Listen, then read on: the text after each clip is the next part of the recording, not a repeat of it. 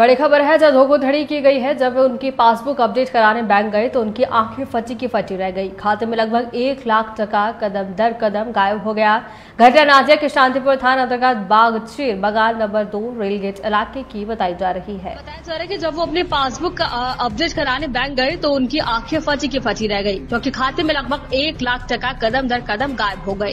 घटना नाजिया के शांतिपुर थाना अंतर्गत बागचीर बगान नंबर 2 रेलगेट इलाके में हुई है।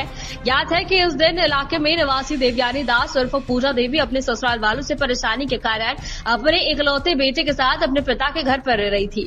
वो नर्स का काम करती थी, लेकिन 8 महीने पहले बाईपास पर हुई एक दुर्घटना के कारण अब वो काम नहीं कर सकती और फिलहाल घर पर ही बैठी है। अचानक कई दिनों से उसके फोन पर एक अनजान नंबर से कॉल आ रही है, जब तक कि उसके खाते में पैसे निकलने का एक वीडियो भी व्हाट्सएप पर भेजा गया। उसने कहा कि उसने कॉल उठाया तो कोई हिंदी में बात कर रहा था।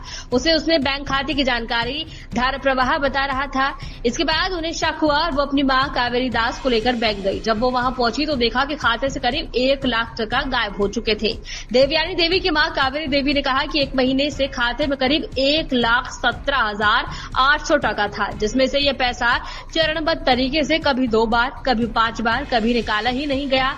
हालांकि हैरानी की बात यह है कि जब वो खुद पैसे निकाल रही थी तो उनके मोबाइल पर मैसेज आया कैसे, लेकिन जब वो ये पैसे निकाल ही रही थी तो उनके मोबाइल पर मैसेज नहीं आया। हाल ही में जिस दिन बेटी अपनी पासबुक अपडेट कराने गई उस दिन पैसे निकाले गए।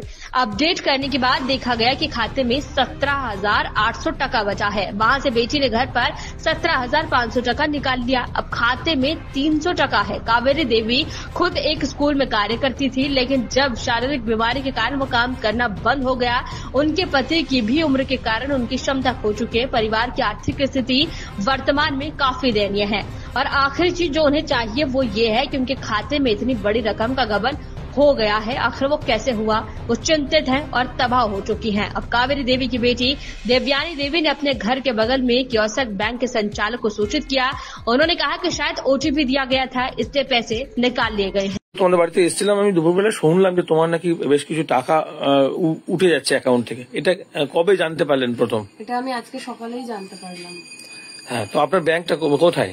আমার ব্যাংক ওই বাগচির বাগানে যে শাখা ব্রাঞ্চ আছে সেখানে। কিয়ক্স? হ্যাঁ, মানে এসবিআই কিয়ক্স? হ্যাঁ হ্যাঁ। তো কত টাকা মোটা ছিল আর কত টাকা দেখছেন আছে আজকে?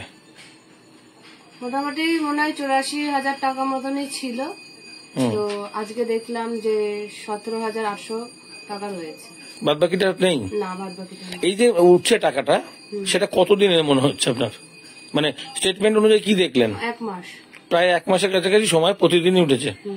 প্রতিদিন কোনো রিডিম মেনে হয়েছে? মানে না, কোনোদিনও 4 বার তোলা হয়েছে, কোনোদিনও 2 বার তোলা হয়েছে, কোনোদিন তোলাই হয়নি, কোনোদিন র্যামডম তুলেই গিয়েছে সারাদিন ধরে। আবার অ্যামাউন্টে যার সঙ্গে ঘটেছে কে হয় আপনার?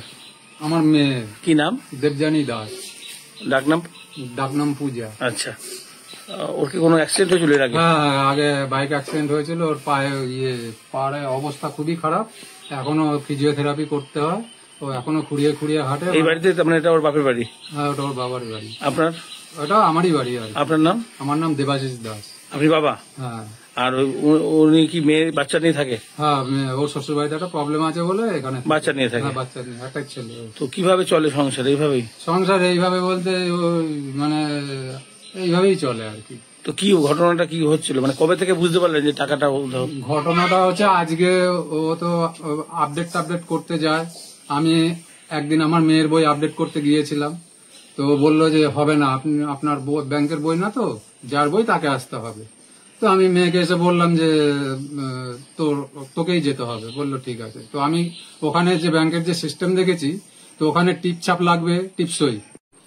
যে আমি টাকা আপডেট করব, আপডেট করতে গিয়ে দেখলো টাকা নাই। বললো আপনার টাকা তো সব। আপনিও গিয়েছিলেন মেয়ের সাথে ব্যাংকে? গিয়ে দেখলেন মেয়ের অ্যাকাউন্টে টাকা নেই? না, টাকা নেই। কত টাকা ছিল সেটা? 1 লাখের উপরে? হ্যাঁ, 1 লাখের উপরেই ছিল। কিছুই টাকা নেই বললো?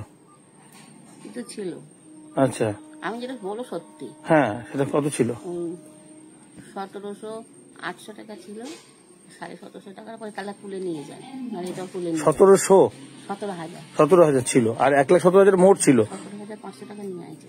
আচ্ছা যাই হোক, আর বাদ বাকিটা পুরোটাই নেই। 300 টাকা ওখানে থাকবে বইয়ে। হ্যাঁ, আর এই যে বাদ বাকি পুরো কত টাকা, যেটা 1 লাখই 1 লাখ, সেই টাকাটা আর নেই। না। এই টাকাটা কবারে উঠেছে বলছে?